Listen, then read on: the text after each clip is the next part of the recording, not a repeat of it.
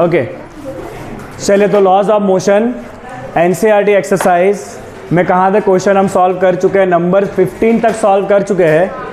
Now it is time to solve question number 5.16 onwards. 5.16 is a question of pulley. Question क्या दिया है देखिए, question is 2 masses 8 kg and 12 kg are connected at the two ends of the light inextensible string that goes over a frictionless pulley। सो हमारे पास एक frictionless पुली है, कहाँ है, ये रही। तो यहाँ पे हमारे पास एक फ्रिक्शनलेस पुली है, राइट। और इस पुली के साथ एक इनएक्सटेंसिबल स्ट्रिंग है और दोनों तरफ कुछ मासेस अटैच है। यहाँ पे मास अटैच है 8 kg और यहाँ पे मास अटैच है 12 kg, राइट। तो पुली के साथ आपने दो मासेस अटैच करे हुए हैं। Find the acceleration of the masses and tension in the string when the masses are released. चलिए, आपका सामान्य बुद्धि यूज करके बताइए कि अगर आप इसको रिलीज करोगे तो सिस्टम किस तरफ जाएगा।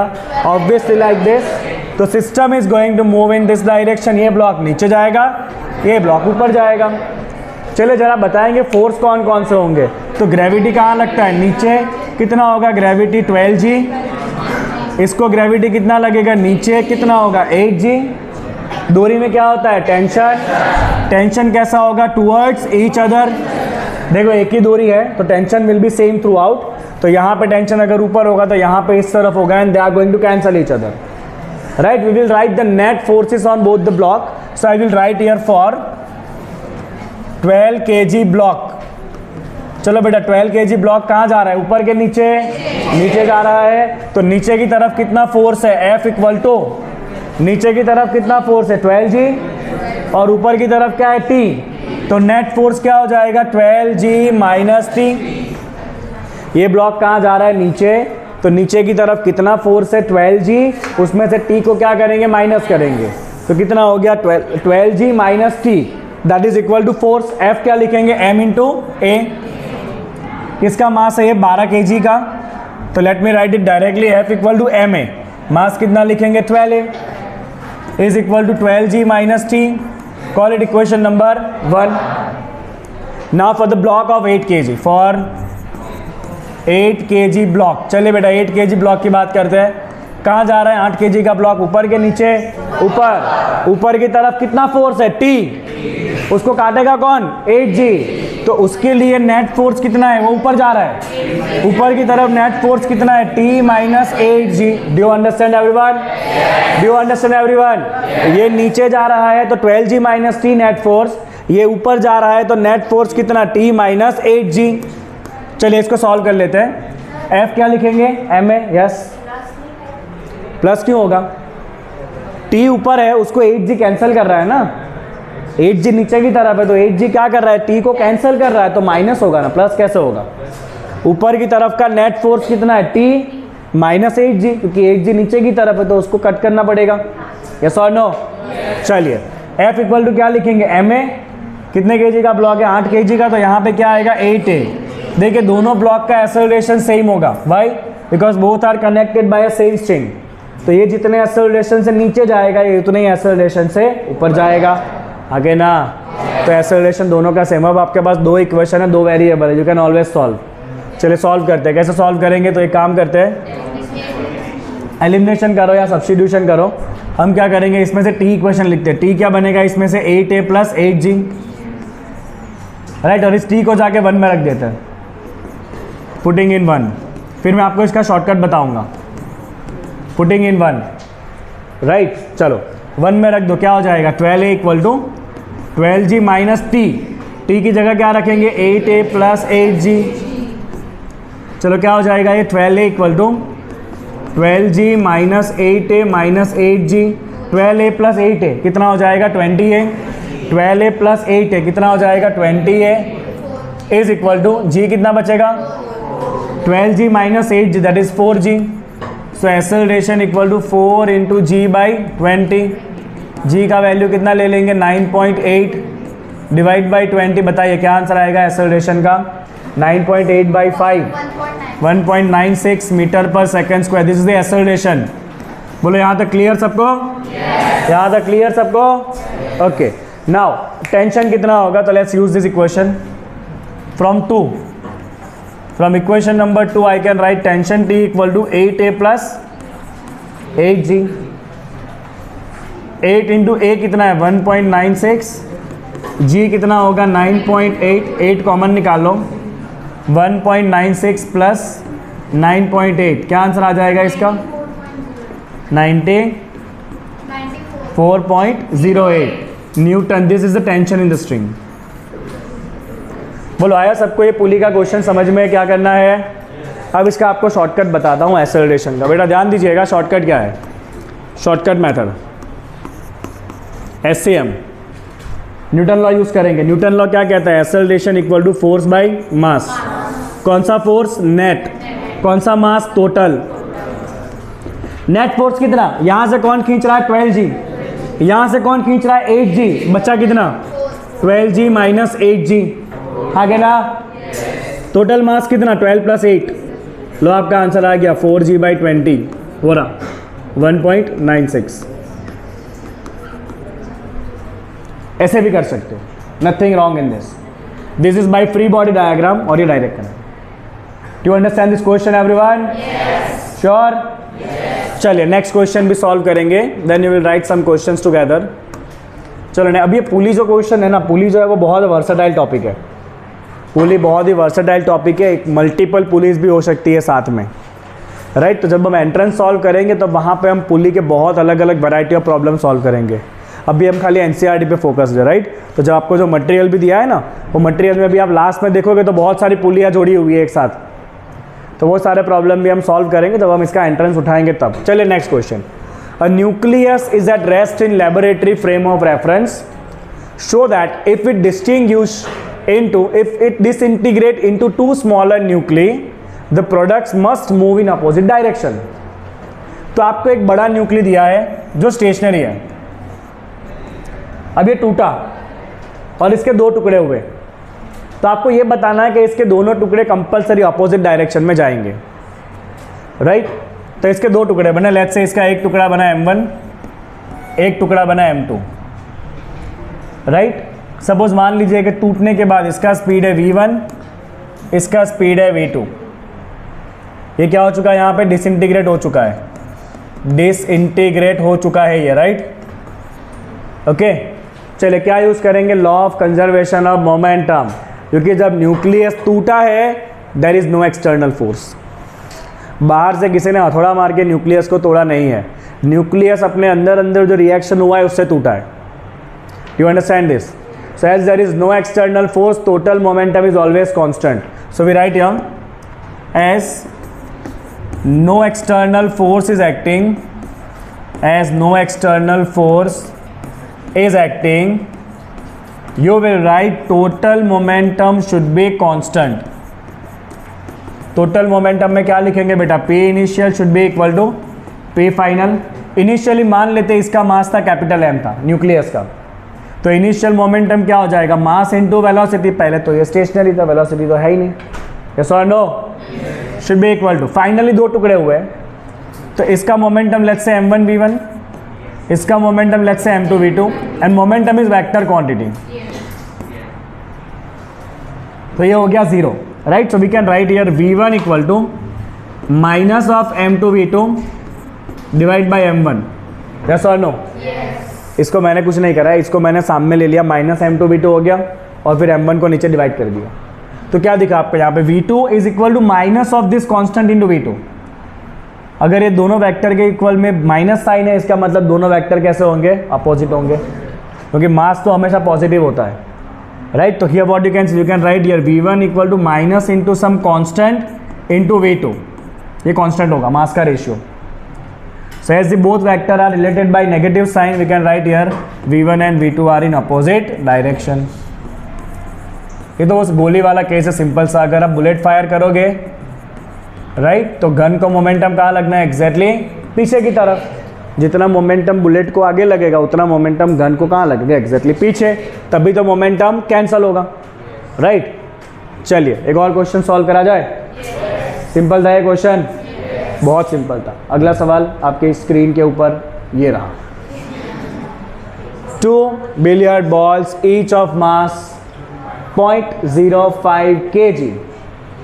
Moving in opposite direction with a speed of 6 meter per second collide and rebound with the same speed. What is the impulse imparted to each ball due to other? आपको क्या पूछा है बेटा? impulse क्या होता है? impulse change in momentum. So impulse क्या होता है? impulse is change in momentum. ये तो मामू जैसा क्वेश्चन है. ये सेम क्वेश्चन एग्जाम्पल में भी था, जहाँ पे बॉल ऐसे दीवार के साथ एंगल पे आया था और टकरा के गया था. यहाँ पे तो क्या हो रहा है? डायरेक्टली देखो, दो बॉल आपको दिए हैं 1 and 2, they are moving in opposite direction like this, right. Let's say ये एक्स डायरेक्शन है, पॉजिटिव डायरेक्शन, और ये नेगेटिव डायरेक्शन है. Let's talk about the ball 1. इसका इनिशियल वेलोसिटी यू इस तरफ था, कितना था? 6 प्लस में. टक्कर हुई दोनों के बीच में, टक्कर के बाद दोनों उतने स्पीड से अपोजिट जा रहे हैं. अब इस तरफ जा रहा है तो इसका फाइनल स्पीड क्या हो गया? -6. तो आने का स्पीड अगर +6 है तो जाने का स्पीड कितना है? -6, क्योंकि डायरेक्शन चेंज हुआ है. तो चेंज इन मोमेंटम क्या होता है बेटा? P final minus P initial. Momentum क्या होता है? Mass into velocity final, mass into velocity initial. Mass बाहर आ जाएगा, VF माइनस VI. मास गेट लो 0.05. फाइनल वेलोसिटी कितना लेंगे? -6. इनिशियल वेलोसिटी कितना लेंगे? +6. अब इम्पल्स में ना हम जनरली खाली मैग्नीट्यूड फाइंड करते हैं, उसमें प्लस माइनस साइन का काम नहीं है. Just find the magnitude. So 0.05 into 12 minus में कितना? 0.6 माइनस में मैग्नीट्यूड है तो खाली क्या लिखेंगे? 0.6. यूनिट क्या होगा? Newton into second. कितना इम्पल्स है Munna? 0.6 Newton into second. Do you get this? Do you get this everyone? चलो तो एक थोड़ा डिफिकल्ट क्वेश्चन हो जाए. पता नहीं क्या आ रहा है. लो आ गया. ये तो और सिंपल आया. A shell of mass 0.020 kg is fired by a gun of mass 100 kg. If the muzzle speed of shell is 80, what is the recoil speed of gun? 9th वाला क्वेश्चन. जितना मोमेंटम शेल को मिलेगा आगे की तरफ, उतना momentum gun को मिलेगा पीछे की तरफ. सो हम यहाँ पे लिख सकते हैं momentum of shell should be equal to momentum of gun. क्या होता है मोमेंटम? मास इंटू वेलोसिटी. किसका बेटा? शेल का. मास इंटू वेलोसिटी किसका? गन का. बोलो इसका मास कितना है? 0.020. वेलोसिटी कितना है इसका? 80. चलो इसका मास कितना है? गन का मास है 100. उसकी वेलोसिटी आपको फाइंड करनी है ना. मस्त क्वेश्चन, 2 मार्क का. नहीं आएगा एग्जाम में, डोंट वरी. इतने डिफिकल्ट क्वेश्चन नहीं आते. 0.16 मीटर पर सेकंड. डायरेक्शन लिखेंगे opposite to the direction of shell. Opposite to the. और ना यहाँ पे प्यार से एक स्टेटमेंट भी लिख देने का, पहले ही स्टेटमेंट भी लिख देंगे कि यहाँ पे एक्सटर्नल फोर्स 0 है. ओए एक्सटर्नल फोर्स 0 है. जब फायरिंग करा है तो बाहर से कोई फोर्स लगा नहीं. ऐसा मत कहना सर उंगली का तो फोर्स लगा ना. तो उंगली का फोर्स नहीं काउंट करना है आपको, राइट.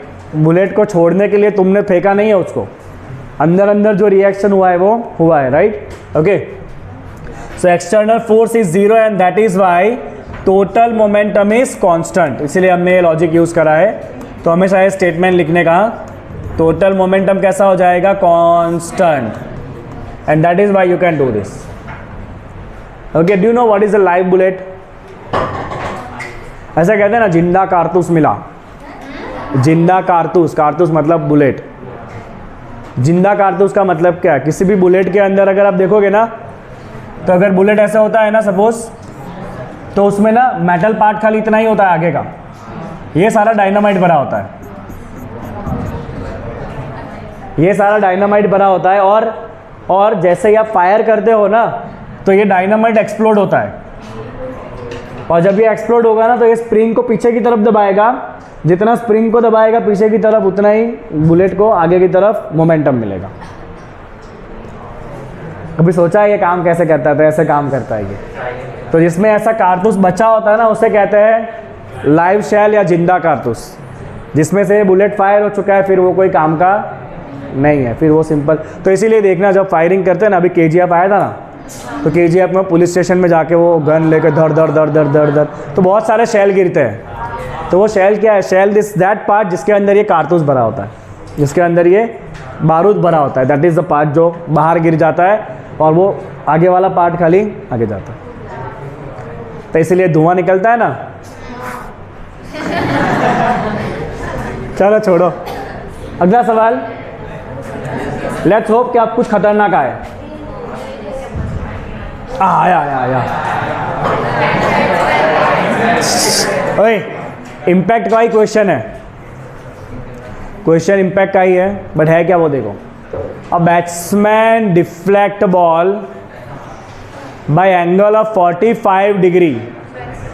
बैट्समैन क्या कर रहा है? बॉल को डिफ्लेक्ट कर रहा है, कितना एंगल पे? 45, without changing its initial speed which is equal to 54 kilometre per hour. What is the impulse imparted to the ball? तो वापस impulse क्या होता है? Change of momentum. राहिल क्या हुआ है बेटा? एनी प्रॉब्लम है? क्या हुआ है Rahul? Rahil sorry, A Rahil, what happen? तेल पी लिया क्या पानी की जगह?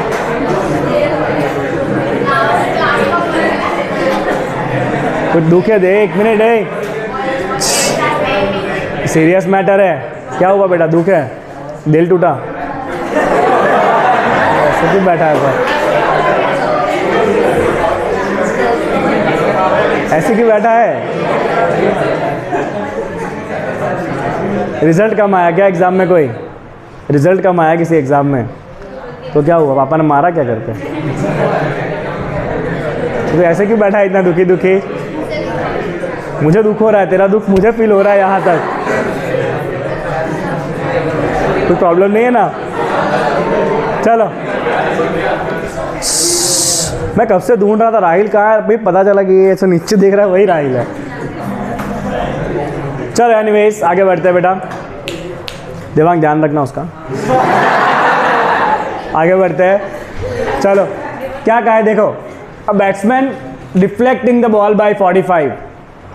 तो ये कट शॉट मारा गया है, ऐसे बॉल आ रहा है और ऐसे अपर कट मारी है, तो बॉल जो है ना वो खाली डिफ्लेक्ट हुआ है। अब ये क्वेश्चन ना सॉल्यूशन बुक में अलग अलग तरह से सॉल्व करा है। कुछ बुक्स में इसको ऐसे सॉल्व करा गया कि बॉल ऐसे आया और 45 ऐसे डिफ्लेक्ट हुआ, जो गलत है, क्योंकि बॉल ऐसे जा रहा था तो ये 45 नहीं होता है, 135 होता है। कुछ बुक में ऐसे दिया है।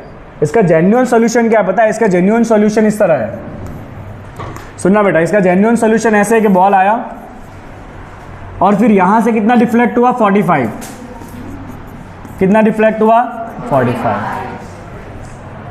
अब आप देख लीजिए, क्वेश्चन को 2 डायमेंशन में सॉल्व करना पड़ेगा, बिकॉज मोशन एक लाइन में नहीं है, मोशन ने डायरेक्शन बदला है, मतलब 2 डायमेंशन में सॉल्व करेंगे। फाइंड क्या करना है? इम्पल्स। इम्पल्स मतलब चेंज ऑफ मोमेंटम। चलो will write here impulse.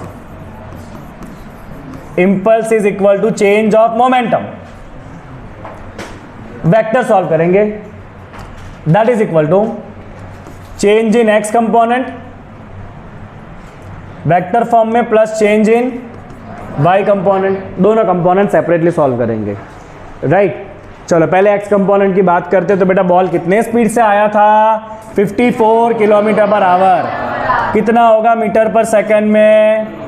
15 metre per second. सुनो ध्यान से सब लोग, बेटा ध्यान यहाँ पे please. Let's say it is your x direction as usual जो हम लेते हैं, this is your y direction. Ball आया ऐसे था, कितने स्पीड से आया था? 15 से। डिफ्लेक्ट होने के बाद उसी स्पीड से जा रहा है इस तरफ, ठीक है। मैं इस 15 के 2 कंपोनेंट ले लूं अगर आपकी परमिशन हो। ना क्यों कह रहे हो? लेने ही पड़ेंगे। इसके 2 कंपोनेंट एक्स एंड वाई। बेटा इसके 2 कंपोनेंट एक्स एंड वाई। चलो एंगल कितना है? 45। लिसन एवरीवन, तो ये क्या हो जाएगा आपका 15 का cos 45, cos 45 क्या होता है 1/√2। तो ये क्या कंपोनेंट हो गया वेलोसिटी का 15√2 x कंपोनेंट, y कंपोनेंट क्या हो जाएगा 15 का sin 45, sin 45 भी क्या होता है 15/√2 ही हो जाएगा, ये भी बाद में सॉल्व कर लेंगे। चलो तो बेटा हमें फाइनल वेलोसिटी के दोनों कंपोनेंट मिल गए x एंड y, हाँ के ना। चलो तो अब ना पहले बात करते हैं change in momentum in x direction. चलो x डायरेक्शन की बात करते हैं, खाली x डायरेक्शन, राइट। क्या लिखेंगे mass into velocity in x direction initial, mass into velocity in y x direction, sorry mass into final velocity minus mass into initial velocity, change of momentum p final minus p initial, m into v final, m into u initial, x component का भी discussion कर रहे हैं हम। चलो बेटा मास common निकाल लो, x component finally कितना है, x कंपोनेंट फाइनली ये हो गया आपका फाइनल वेलोसिटी का x कंपोनेंट, और ये हो गया आपका फाइनल वेलोसिटी का y कंपोनेंट। तो फाइनल वेलोसिटी का x कंपोनेंट क्या है 15/√2, और इसका इनिशियल कंपोनेंट देखो, इनिशियल खाली x डायरेक्शन में था, सुन लो इनिशियल कहाँ जा रहा था हॉरिजॉन्टल, मतलब इनिशियल खाली x कंपोनेंट है जो कितना है 15, मास कितना 0.15, बताओ ये कितना हो रहा है, 15 कॉमन निकालेंगे 1/√2 इज 0.7, 1/√2 कितना आता है ओवरऑल, पूरा सब मिला के, थोड़ा वैल्यू रखा दो, ऐसा मत करो यार। कितना आया 0.65, सही है भाई, वेरीफाई 0.65 नेगेटिव आएगा, 0.65 नेगेटिव। यूनिट क्या लिखेंगे न्यूटन इंटू सेकेंड है, मोमेंटम न्यूटन इंटू सेकेंड लिख सकते हो, या आप लिख सकते हो kg मीटर पर सेकेंड स्क्वायर, दोनों चीज़ें एक ही है। क्या हो रहा है अग्रेसिव बेटा, मन में कैलकुलेशन हो रहा है, निकालना कैल्सी में दूँ, बहुत सारा कैल्सी है वहाँ पे, भाई कैल्सी निकालो ना। कृष्णा भी ऐसे ही बैठा है, पिक्चर देख रहा है बेटा तू, लाल सिंह चड्डा, बराबर है ये। चलो अब बेटा वाई कंपोनेंट, अटेंशन, तुम्हारी कैल्सी बोलती है क्या, इतना आवाज क्यों आ रहा है? तो चलो y component, change in momentum in y component क्या करेंगे, mass into final velocity mass into initial velocity. अब कौन सा कंपोनेंट, वाई कंपोनेंट, लो वाई कंपोनेंट, यहाँ पे ऐसा लिख देना change in momentum in x, और यहाँ क्या लिखेंगे change in momentum in y. चलो बेटा वैल्यू डालते हैं इसका भी, मास कितना 0.15। चलो वाई डायरेक्शन की फाइनल वेलोसिटी ये रहे हम, वाई डायरेक्शन फाइनल वेलोसिटी कितना 15/√2, एंड इनिशियल में वाई में स्पीड कितना है 0। इनिशियल तो बॉल कहाँ जा रहा था, एक्स में जा रहा था, तो इनिशियल में तो वाई में कोई वेलोसिटी है ही नहीं, कितना ले लेंगे 0, 1.5 न्यूटन इंटू सेकेंड। चलो बेटा दोनों कंपोनेंट आ गए, दोनों कंपोनेंट आ गए। अब फाइंड करते हैं नेट इम्पल्स, एक एक्स कंपोनेंट है एक वाई कंपोनेंट है, तो नेट इम्पल्स कितना हो जाना है बेटा, इम्पल्स इक्वल टू, क्योंकि एक एक्स है और एक वाई है, पाइथागोरस यूज करना पड़ेगा, √ऑफ एक्स डायरेक्शन का change square plus y direction का चेंज स्क्वायर। क्या कर रहे हैं पाइथागोरस, क्योंकि दो कंपोनेंट परपेंडिकुलर, एक एक्स और एक वाई, तो नेट आंसर कैसे लाएंगे बाय यूजिंग पाइथागोरस। कोई बता दो हमें आंसर।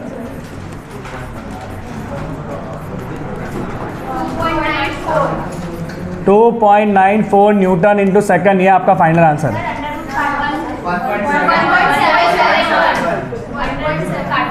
1. तो this is your final answer 1.71 newton into second. समझ आया इम्पल्स कैसे फाइंड किया? तो क्योंकि आपका मोशन 1 डायमेंशन में से 2 डायमेंशन में चला गया, तो 2 कंपोनेंट सेपरेट करके सॉल्व कर लो, आपका आंसर आ जाएगा। Clear with this everyone? एकदम टकाटक क्लियर ये क्वेश्चन? ओके, समझ आ गया कि समझेंगे वापस एक बार? मना थोड़ी करेंगे। ओके, बॉल जिस एंगल से आया है वहाँ से उसको 45 डिग्री डिफ्लेक्ट कर दिया। आने की स्पीड 15 थी, जाने की स्पीड भी 15 ही है, बट क्योंकि डिफ्लेक्ट हुआ है, अब मोशन 2 डायमेंशन में हो जाएगा, तो हमने क्या करा, इस 15 के 2 कंपोनेंट ले लिए। X component 15 cos 45, y component 15 sin 45। Right, अब impulse is change of momentum, अब एक्स डायरेक्शन का भी मोमेंटम चेंज हो रहा है, वाई डायरेक्शन का भी मोमेंटम चेंज हो रहा है। तो हमने क्या करा, एक्स का मोमेंटम चेंज फाइंड किया, राइट, और वाई का मोमेंटम चेंज फाइंड किया। क्या होगा, change of momentum m into v minus u. एक बार x कंपोनेंट करेंगे, एक बार y कंपोनेंट करेंगे, और फिर क्या करेंगे, जैसे ही दोनों कंपोनेंट मिल जाते हैं, आप पाइथागोरस यूज करके फाइनल आंसर फाइंड कर सकते हो। Understood the question everyone? Okay, चलो एक और हो जाए तो फिर। हाँ, क्या गजब का सवाल है।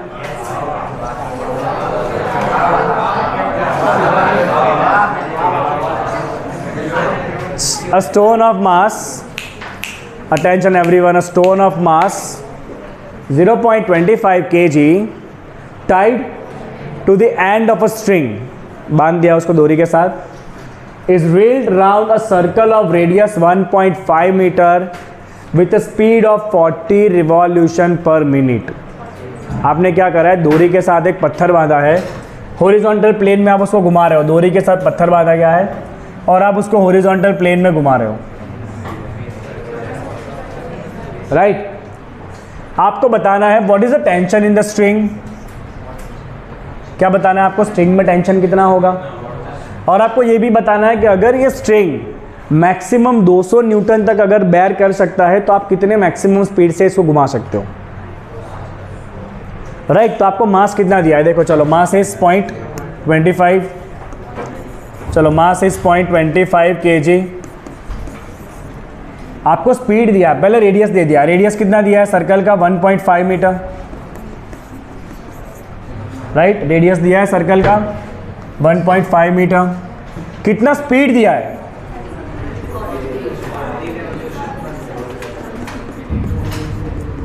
अब सुनो बेटा, ये जो यूनिट है ना, सुनना ध्यान से, हाँ, ये जो यूनिट है ना, ये तुमने आज तक देखा ही नहीं है कि देखा है कहीं पे, रिवॉल्यूशन पर मिनट। इसे हम कन्वर्ट करेंगे रेडियन पर सेकंड में। मुझे ये बताओ ध्यान से, चलो 1 मिनट, एक चक्कर में कितना एंगल कवर होता है, कितना रेडियन, 2 पाई। तो एक रिवॉल्यूशन मतलब कितना चक्कर, 2 पाई रेडियन। 1 मिनट में कितने सेकंड होते हैं, कितना आ जाएगा ये, ऐसे ही रखते चलो इसको, 4/3 pi, keep it as it is, 4/3 pi, ब्लास में रखेगा उसको, 4/3 पाई रेडियन पर सेकंड। बेटा ये मीटर पर सेकंड नहीं है, ये क्या है, रेडियन पर सेकंड। और रेडियन पर सेकंड को हम कौन सा स्पीड कहते हैं, एंगुलर स्पीड कहते हैं। क्या कहते हैं इसे हम, तो ये जो वैल्यू है ना, ये क्या है आपका, एंगुलर स्पीड है, ओमेगा। चलो अब इसको सर्कल में घुमा रहे हो, सर्कल में घुमाएंगे तो बाहर की तरफ कौन सा फोर्स लगता है, सेंट्रीपेटल। कितना लगता है सेंट्रीपेटल, mv²/r। बट क्योंकि यहाँ पे ओमेगा है, तो हम क्या लिखेंगे, centripetal force m ω² into r। I hope you remember this. हमने ऐसे लिखा, centripetal force equal to mv²/r, और ये वेलोसिटी क्या होता है, ओमेगा इंटू r। क्या होता है velocity, omega into r. Last chapter में आपने सीखा था एंड में, राइट। तो यहाँ से फॉर्मूला क्या बनता है, m ω² इंटू आर। चलो यहाँ पे ये सेंट्रीपेटल फोर्स कौन प्रोवाइड करेगा, तो डोरी में क्या होता है, टेंशन। और तो कोई है नहीं जो सेंट्रीपेटल फोर्स प्रोवाइड कर पाए, तो यहाँ पे सेंट्रीपेटल फोर्स किसे प्रोवाइड करना पड़ने वाला है, डोरी में बचे हुए टेंशन को। So we write here that centripetal force is provided by, कौन प्रोवाइड करेगा,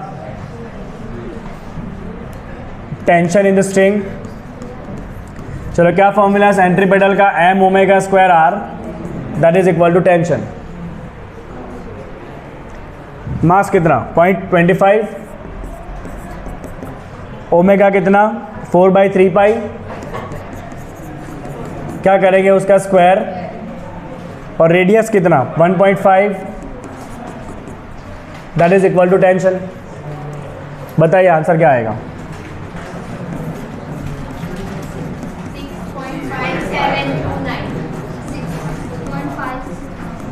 6.5729।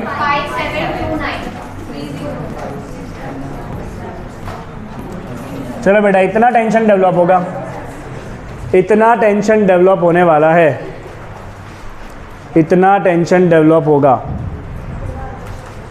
अंडरस्टूड? अंडरस्टूड? अब आपको ये कहा है कि अगर ये डोरी मैक्सिमम 200 न्यूटन झेल सकती है तो तुम कितने स्पीड से इसको घुमा सकते हो। क्योंकि देखो, आप जैसे जैसे स्पीड बढ़ाते जाओगे ना, वैसे वैसे फोर्स बढ़ता जाएगा, वैसे वैसे टेंशन बढ़ता जाएगा। और डोरी की एक कैपेसिटी होती है टेंशन को बेयर करने की, उसके बाद डोरी टूट जाएगी। तो डोरी की कैपेसिटी कितनी कही है आपको? 200 newton. Let's check out. So we write here to find maximum tension, sorry, to find the maximum speed, to find the maximum speed, listen carefully, we can write here, we'll use the same formula, m omega square r is equal to tension। कौन सा tension लेंगे यहाँ पे? Maximum. कौन सा speed लेंगे यहाँ पे? मैक्सिमम। चलो मास कितना है? 0.15। अब ये ओमेगा आपको फाइंड करना है, राइट? कितना रेडियस है सर्कल का? 1.5, मास इज 0.25। और मैक्सिमम कितना टेंशन वो बेयर कर सकता है? 200 न्यूटन का। यस और नो? दिया है ना आपको? तो मैक्सिमम टेंशन रखो यहाँ पे 200 न्यूटन। बताओ चलो ओमेगा स्क्वायर कितना आ रहा है? 200/0.25, 800/1.5 कितना होगा? 5 अंडर रूट निकालो इसका 20। तो your answer of maximum speed is 23.09 radian पर सेकंड। बेटा, इतने मैक्सिमम स्पीड से आप इस ऑब्जेक्ट को घुमा सकते हो। इससे तुम्हारी स्पीड अगर बढ़ी ना तो टेंशन 200 से बढ़ जाएगा और डोरी टूट जाएगी। Do you understand this question? Simple सा क्वेश्चन है। Centripetal force m omega square r is provided by tension. Okay, चलिए तो यहाँ तक आप क्वेश्चन पहले लिखेंगे, फिर आगे बढ़ेंगे। बोलो, ऐसा हो सकता है कि ये बॉटल को उल्टा करे पर पानी गिरे ना? बॉटल उल्टा करे पर पानी गिरे ना? बंद नहीं करना है ऊपर से, कैसे होगा? बॉटल उल्टा करे पर पानी गिरे ना? Any idea? Any idea? पानी पी लो। क्या पानी पी लो?